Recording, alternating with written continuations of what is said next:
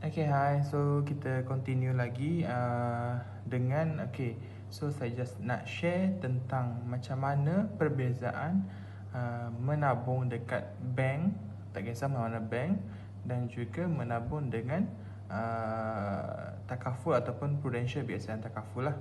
Alright. So contoh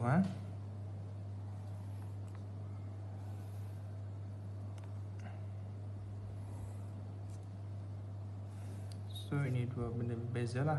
So yang pertama ialah sini bank. So every month, contoh kita ambil, kita simpan dekat bank RM200 every month selama setahun, darab 12 bulan equal to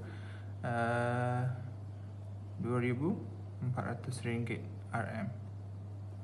Malaysia RM2,400 sebulan kita akan dapat. So if 10 tahun kita menabung dengan konsisten, maksudnya every month tak pernah miss untuk menabung, untuk letakkan duit dalam bank RM200. So kita akan dapat selama 10 tahun akan dapat RM24,000. Okay, ini selama 10 tahun dekat bank lah.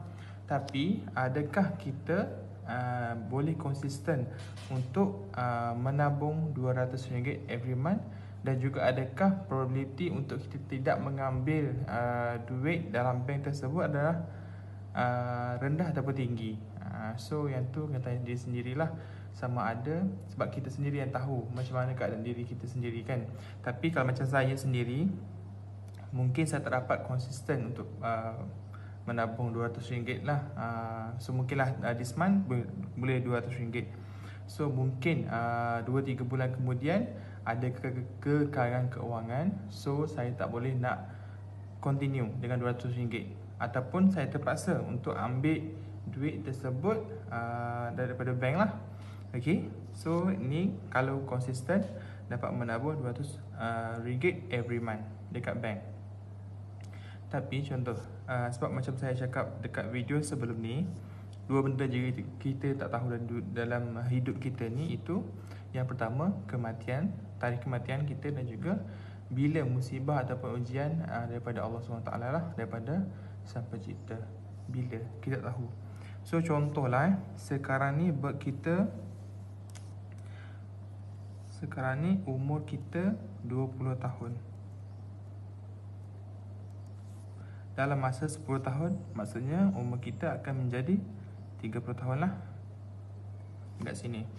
So dengan konsisten 20 hingga 30 tahun ni kita menyimpan RM200 every month. So kita akan dapat pada umur kita 30 tahun, kita akan dapat RM24,000 pada umur 30 tahun. Alright.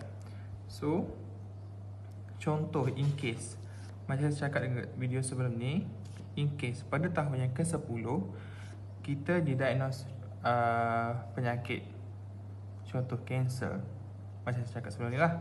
So untuk kanser, doktor cakap nak RM80,000 untuk operation lah. So adakah dengan RM24,000 ni mencukupi kos perubatan yang diperlukan?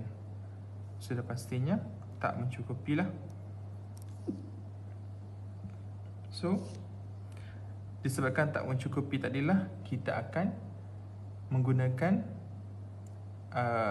meminta tolong kawan-kawan kita, parent kita, saudara mara, dan juga kita akan menjual aset-aset yang ada untuk menampung kos perubatan. Okay, so dekat sini kalau kita menyimpan ataupun menabung dekat Pro BSN Takaful,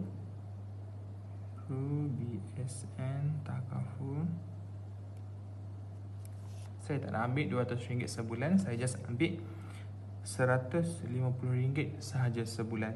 Okay, so bila setahun dan darab 12 kita akan dapat RM1,800. Maksudnya kita menabung dekat Pro BSN Takaful selama setahun, kita akan bayar RM1,800. So kalau 10 tahun kita bayar RM18,000. Ni selama 10 tahun lah.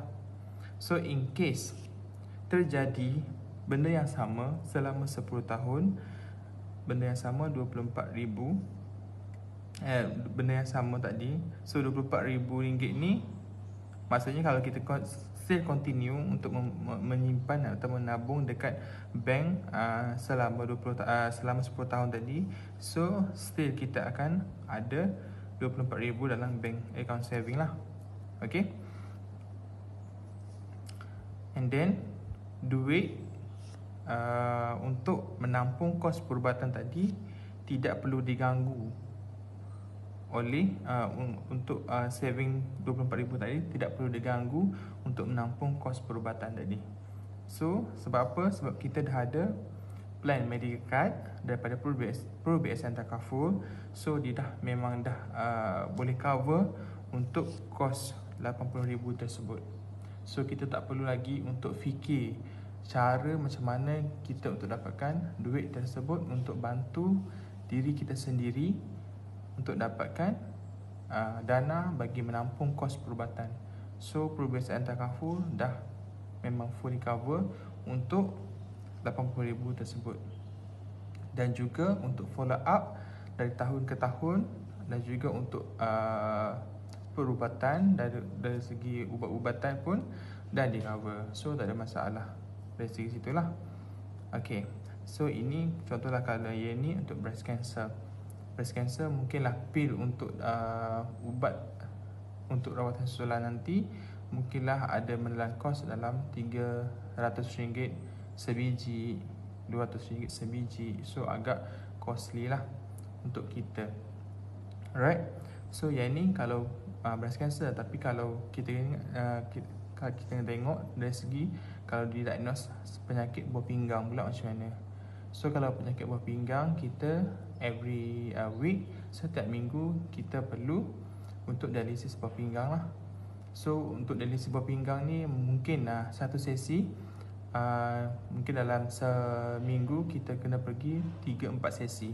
So satu sesi menelan akan dicharge sebanyak RM300. So kalau sebulan mungkin dalam seminggu 4 kali, sebulan mungkin dalam hampir-hampir RM3,000 kita kena sediakan untuk dialisis sebuah pinggang sahaja. So macam mana kita nak sediakan sedangkan waktu tu kita dah tak dapat bekerja. Okay. So that's why pentingnya ada plan medical card. Okay. So plan medical card daripada Pro BSN Takaful ni, yang ini adalah unlimited untuk cover lah. Maksudnya unlimited lifetime. So umur hidup tiada limit had penggunaan lah. Okay. Right. So itu sahaja untuk video kali ini.